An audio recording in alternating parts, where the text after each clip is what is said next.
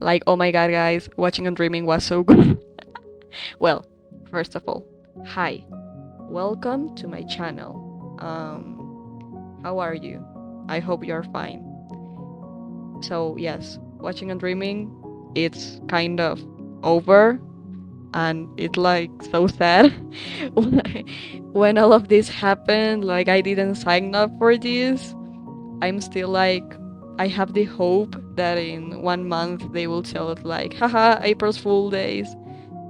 Take like 2 more or 3 more episodes, but I think we have to deal with what they gave us.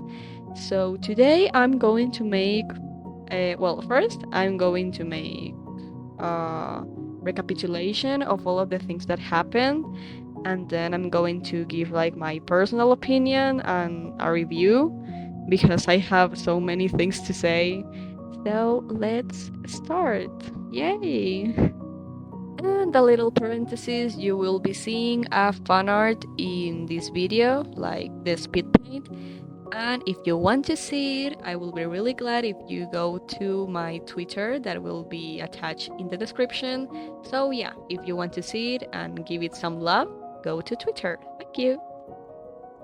Okay, so the episode starts right where we ended in For the Future.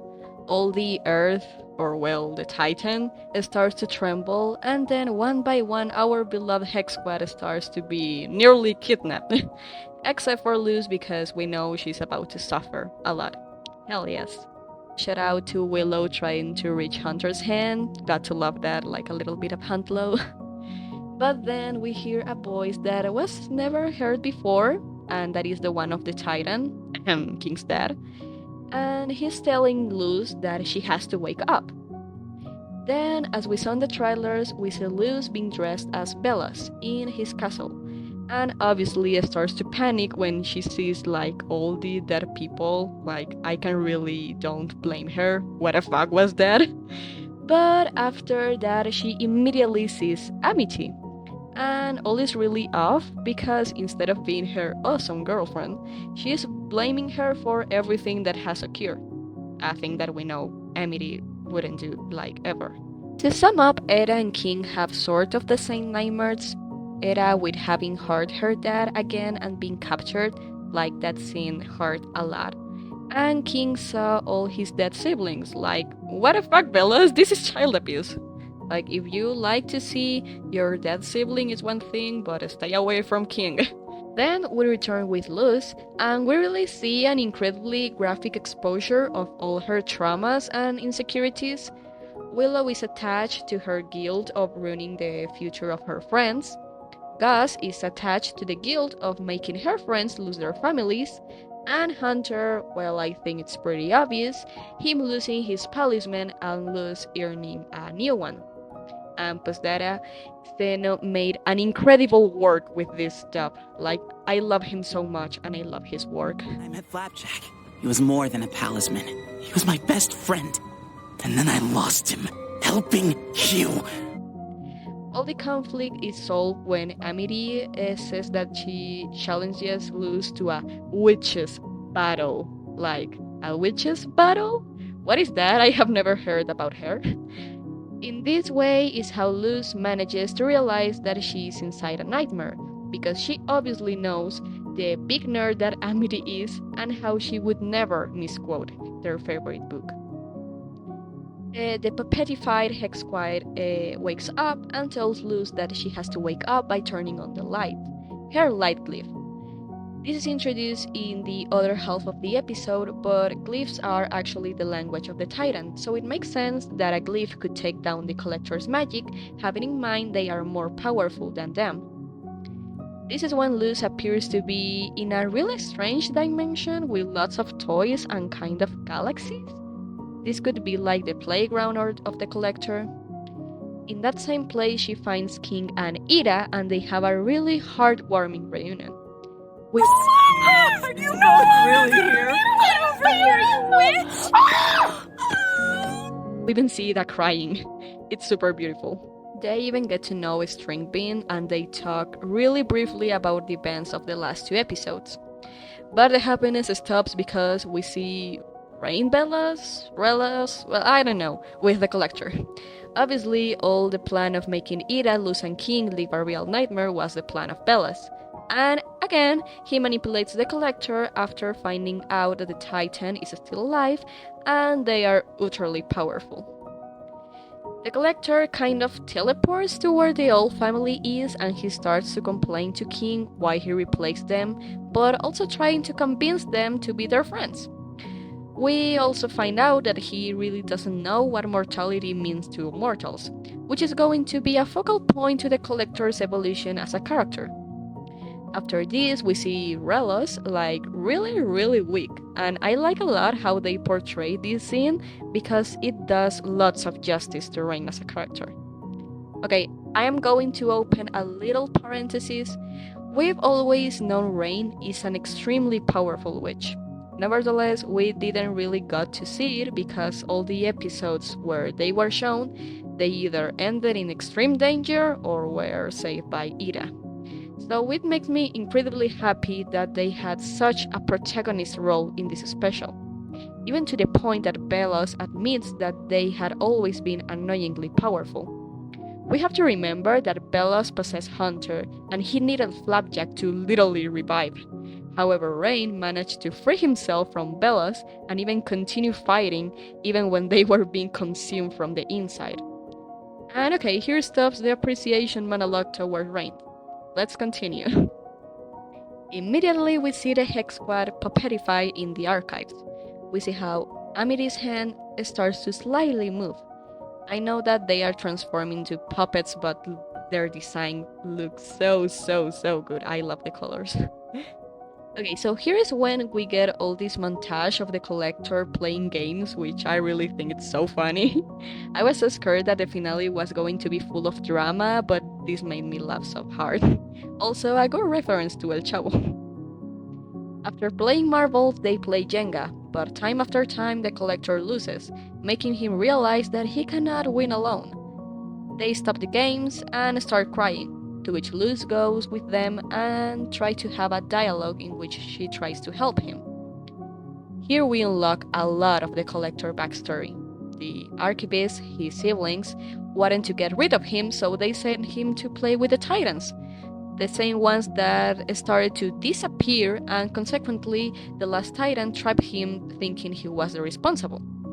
Here we can see that the collector has serious problems of emotional dependence, abandonment, loneliness, being excluded, and trust issues. Think that our three main protagonists have too, so they try to help them by telling them their stories and how they became friends.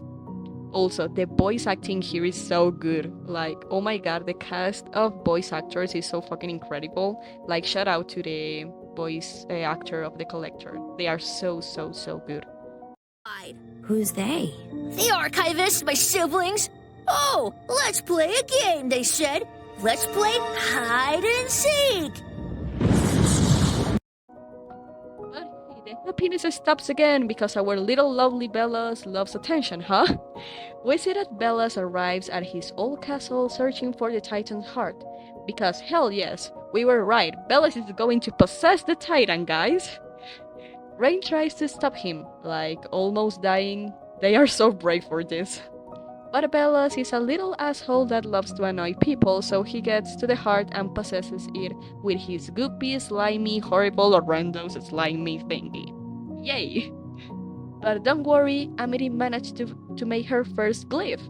And it's technically the one that saves all of them, so Amity, you are a queen. She's an icon, she's a legend, and she is the moment. And we have a little reference to Miss Lilith that I think it's super cute. So they all wake up and are freaked up because, first of all, they are in the archives, but also Lucy's missing. Well, but getting back with the old family and the collector, they start to recap various places where all of them bonded and learned lots of new things. This is literally a love letter to the series and the fandom because it has a lot of callbacks, references, and beautiful memories. And the fact that he can see all of them again, but with all the characters grown up physically and mentally, is so beautiful. It's like traveling to the past, but with the eyes of the present. They end up in the knee, where Luz tells the Collector there is where she learned her second spell, and they, partially annoyed but also surprised, tell her that the Titan should like her a lot if they showed her so easily all the glyphs. This is not the first time that we hear this statement. The first time I think it was with Bellas. However, hearing it through the Collector's mouth, knowing that he's really informed about Titans, is super interesting. This let us know that Luz has always been special and that the Titan really wanted her to save the Boiling Isles. Okay, so moving forward, fucking Bellas is still here, and now we all know because the Titan is breathing. Like, what the hell, Bellas? So yeah, the Boiling Islands start to be attacked by this. I don't even know what to tell it because it's not goop. It's like a strange, weird green roots with faces and eyes. But yeah, to sum up, the Boiling Isles are in danger, like really threatening danger. Bellas start to throw Wraith through his mouth, like this piece of shit is not even human anymore. What are you defending, dude? But yeah, the animation is really good in these frames. The Collector finds out that he has been tricked again because he sees Rain's earring, so he's really mad and furious and hurt. So he flies directly to Bellas, knowing what to do, knowing how to stop him. He uses forgiveness and kindness. Yeah, because I didn't tell you, but when they were in the need, Luz told him that a way to befriend complicated people is with forgiveness and kindness. Oh, but little do you know that Bellas is not complicated. He's only a piece of shit that doesn't give an F. This scene is like so funny. The expressions of the old family are like so stupidly hilarious, and the childish innocence of the Collector it's like so adorable. But don't laugh too much because Bellas isn't here for games of little kids. He literally tries to unalive a little kid with his shooting ray. However, Luz is very good of a person to permit that, so she puts herself in front of the Collector as a shield and starts to disintegrate in one of the saddest, rawest, and more impactful scenes in the whole show. The Collector being shocked because they don't understand what happened, King and Era being so shocked and powerless, all the lights traveling around the aisle, everyone knowing something is not right. Camila crying because she knows her child is not here anymore and she cannot do anything because she's a puppet. Like, they were so cruel for this. Kian and Era becoming absolute monsters because they cannot accept what had just happened and only want to fight until they die. Luz saying she would have thanked Eda and King like, oh my god, this scene is so wild and well constructed and a perfect breaking point for the episode. This should be considered the 8th wonder of the world, oh my god. But don't worry, our protagonist is still alive. And who saved her? The Titan. The actual dad of King. Well, they are king or queen, but that fits well. I love that he's not an imponent monster. He's literally like a dad. His dad vibes are so incredibly big. They have a really healing and powerful conversation about Luz's guilt, about feeling that her motivation and Bella's motivation comes from the same place and that makes her evil. But finally someone shuts her mouth. Like, I'm sorry Luz, I love you, but someone needed to clear your mind and tell her that Bella's doesn't have any genuine feeling. His goals does not come from a kind and innocent place. He only wants the power and to be recognized and fear to fulfill his own delusion. I really like this deconstruction of the hero syndrome that is depicted. All of us commit mistakes. All of us have made bad actions and surely all of us have thought things that are not completely moral. But the important thing is how you evolve and how much you grow from your errors, instead of being attached to the illusion of greatness and power that may hurt others. It's different to make people believe that you're the hero only because you want the title than to be the hero of what your actions demonstrate. Well, we end this meeting by the Titan giving his last powers to Luz to defeat Bellas. A beautiful callback to what Era said in the final episode of Witches Before Wizards, and Papa Titan leaving a message to King that we will discover later on. The Titan ends up drowning in the deep waters of the in-between and dies. Camila is woken up by Gus. Woohoo! I love that Camila is such a mother. Like, she tries to calm them down with Luz's theme, even though she's destroyed inside. She tells them that they should rest because, for obvious reasons, they are exhausted. So they use glyphs to save everyone in the archives. It's so poetic to me that the Boiling Isles is literally being saved because of the Titan. This entity that Bellas used the most for his own benefit, the name that he repeated the most to keep his reputation, is the one who is literally killing him and fighting back, and it is so satisfying. Well, then we return to the Collector being traumatized part 2 because of the concept of death. It is super sad to see how the Collector is desperately trying to keep safe Eda and King, even being powerless against the Titan Bellas. Like, really, it is depressing to see them drowning in tears because he doesn't understand why Luz is gone. Why he cannot reappear her. How she's dead. She's gone. He can't revive her with the snap of his fingers. They had to learn in the bad and difficult way what death means to mortals, and now he feels overwhelmingly guilty for all the things he has done. I think this is a thing that all of us can relate to. We can all revive the feelings by this scene about when we found out our parents weren't immortal, that our dog or cat could die in any moment, that we could die in any moment. Seeing the Collector crying for the first time while begging the pardon to Eda and King is, in my opinion, one of the best moments of character development made in theowlhouse. But you know what other thing is the best? The fucking Titan Luz design. Oh my god, she looks so gorgeous. I know many people think it is like too much, but come on, Luz is a young teenager that surely grew up with deviant art and Mary Sue's designs. What did you expect? And overall, she deserves it. Oh my god, she looks incredibly awesome. Luz comes back trying to say a catchy phrase because, yeah, we knew she would. Bellas starts to get more and more power, and the damages that he makes to the Boiling Isles start to get more noticeable. So it's time for the All family and the Collector to stop this little no witches hunter. This fight is undoubtedly the best from all the series. The animation is incredibly smooth. The choreography of the battles is really well made and constructed. The little climaxes were so powerful and intense. The way Eda retaught Luz how to make magic was such a mother-daughter moment, and how King and Luz started to to dispel all the goopy strange beings was great. And also seeing the Collector redeem themselves by saving all the people in the archives was so satisfying, like he completely earned his redemption. Inside of the archives we can see the Hex Squad using glyphs to save the people inside of it, then being saved by the Collector.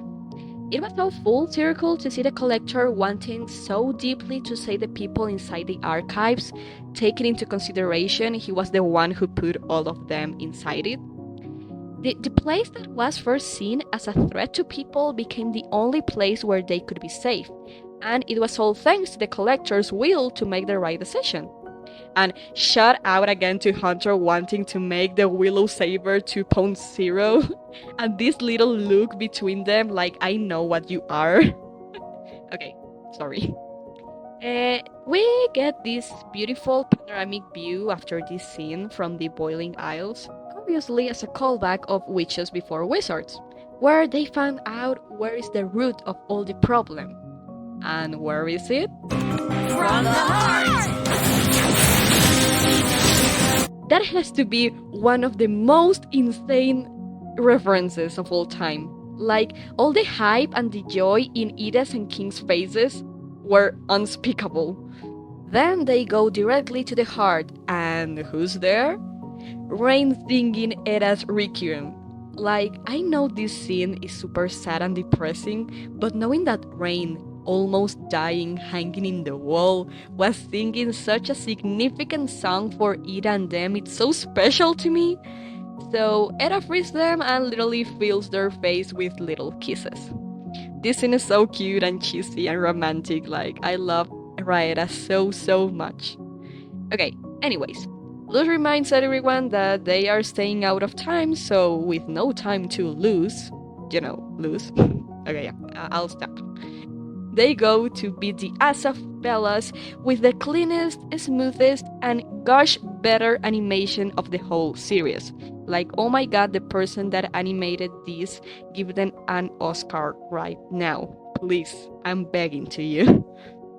Luz grabs Bellas and starts to pull him off the heart, while Era, King, and Rain are helping her. You really know what does this scene really means? Like all the other times that Luz has fought against Bellas, she lost because she was alone, because Eda was cursed, because King was too little, because she wanted to prove herself. But now, she's not alone anymore. She has people that care about her and that would give everything for her. She now has the opportunity to end with this monster that ruined so many lives. She can grab those disgusting bones and break them while she screams in joy but anger, in happiness but revenge, with her family, her weirdos. So this is how, with the last energy of the Titan, she shouts. Now eat this, sucker! The music starts to slow down. The crown falls slowly and kindly above the Titan's skull. All the people see their surroundings in distrust. Everything changes. They are free. The collector meets people who would never damage them. And this is how the air starts healing. The disastrous green disease is gone. The peace is back.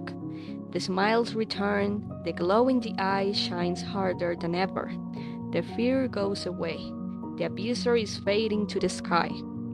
We see Luz in her Titan form, watching Philip in the same way as the dead corpse of Caleb, in complete disgust. Bellas tries to convince her that he was cursed, manipulating her all over again. He won't give up so easily. He's completely broken. He is irremediable. The boiling rain starts pouring. Little by little, his skin, his hair, his bones start melting. He starts to disintegrate. While he begs, but stupidly proud as he is, he also reproaches her. We are human. We are better than this. Ironic phrase to say when one is a half-goddess titan and the other one is only a trashy piece of goop. He's not human anymore, not because of his appearance, but because of his actions and crimes that will haunt him forever. Luz takes a step back to let Rain, Ida, and King kick Bellas up to his death, in a silly but also painful and slow death, giving end to one of the best villains in Disney's history. The Titan parts, his mission is over. He says goodbye to his little kiddo and vanishes to the sky, the sacrifice of a hero. Ida, King, and Luz lay in the grass. Luz tells King what was the message from his dad. I love you. And they giggle and spread their happiness one to the other while Rain walks to them. And that's when the boiling isles were saved. We got our happy ending. And the Titan is slaying, surely. Slay! Slay! Amity reunited with Alador. And Odalia, take the L, haha. Gus reunited with his dad in a super fun Gus type scene. Willow, well, first of all, oh my god, Huntlow. Okay, but yes, she reunited with her dads. And they even kissed, like, oh my god, theowlhouse, I love you and your representation. And Hunter was adopted by Darius. And if they had no one waiting for them, well, I've been wanting them to reunite since King's Tide, and now that I know that Darius literally adopted him, like, this is the best thing of the world. It is so sweet that in the first second they see each other, Hunter starts to talk him about his shirt and wolves, and Darius listens so patiently to him, like, I love them so much. People realize from the archives, Bomb returned to school, and I still hate you, Basha. The throne was destroyed, thank Titan. The old scouts said, fuck the police. Rain and Eda are happily together. Lily reunited with her sister. We got Lumity kiss. Camila and Eda meeting in the most Latina mom way possible. Yeah, I love Camila. Hoodie is back and slaying. Slay! The collector decides to go to the stars, but we all know he still visits King. But sadly, Luz finds out that the glyph magic doesn't work anymore because Titan's dead. But don't worry, she still has her cute little string bean. So now we have our time skip. Oh my god, Vi and Luz look extra cute. Oh my god, hi Dana Teres. What a fag hoodie and Amity's face, she's so silly. Other cute photos. Era entering Camilla into alcoholism. Lumity, Emerald Entrails. Oh my god, I'm playing Grom. He's already. I'm sorry. Kim playing Catch. Oh my god, stop this, so beautiful. Look, you look amazing. Oh my god, the design is so wonderful. Okay, I'll stop. Luz decides to study all types of magic because she's obviously studying at the Boiling Isles. Which makes me so happy because I was so scared that she wouldn't be able to travel between worlds. So yes, B sends Albert to find some people to advise them about something. We'll find out. And here is where the credits start. I'm so glad they didn't waste even a second of the episode. Putting the epilogue with the credits was genius. So well, first we see Willow that oh my god she looks so good with short hair. That new pair of glasses are stunning and her uniform of the Emerald Entrails is so cute. I love that she took her favorite sport as nearly her biggest hobby or profession, I don't really know. We follow the journey of Willow until she gets to where Hunter works as a policeman carver. And it's so cute taking in consideration how much love and appreciation he has for them. Also, he looks super cute and healthy and happy, and I love his uniform so much. But well, Hunter sees Willow, aka his girlfriend, and goes with her in literally such a smooth, silly, funny, and heartwarming animation, like... Ok, esto era más de lo que podía pedir. Esto era más de lo que podía pedir. Esto era más de lo que podía pedir. Esto era más de lo que podía pedir. Esto era más de lo que podía pedir. Esto era más de lo que podía pedir. Esto era más de lo que podía pedir. Please tell me these two aren't dating. I bet you. Willow puts some flowers in Flapjack's grave and continues her journey with Hunter until they get with Lilith. That also has a wonderful redesign. I love she looks like a historian.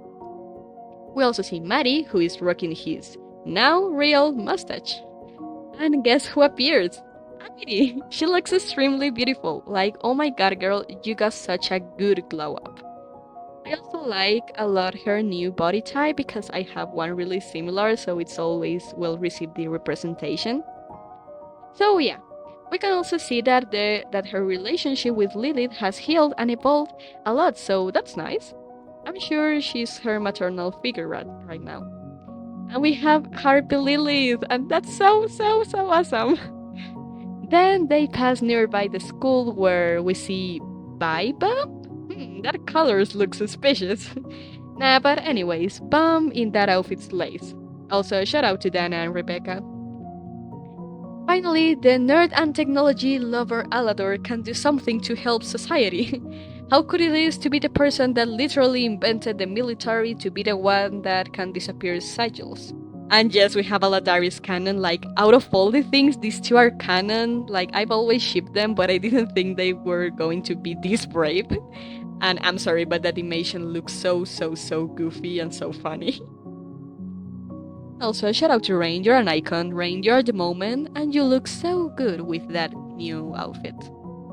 They finally go to the College of Wild Magic, where our dear Gus, with his new hairstyle, is teaching about the human realm. And Ida is the head master of the college. I really want to know which character has a better evolution than Ada Clawthorne. She passed from being this really naughty and extremely intelligent girl to be the headmaster of a college. It makes so much sense because Era loves magic. She appreciates it a lot, so being the one that controls the institution that helps people learn magic freely must be super satisfactory. She literally passed from being the tutor of Luz the human to being the leader of a place where people can learn without lies and without stupid impediments. They just learn wild magic. Yeah, she's slaying too. Luz crosses the door with her mama and Bee, and they all surprise her with a quinceañera, with all the people she loves and cares about. Except Basha and Tibbles, like, who the fuck invited you? That's suspicious. That's weird. King shows her he's developing his own language of glyphs, and the collector also comes to give them a beautiful show. And yes, last Huntlong mentioned, they are so cute I can't. They all stand together, look to the camera, and at a unison they say, Bye! So now I think you are wondering, why do I say this episode is an expert talking about evolution and healing? Well, let me explain to you.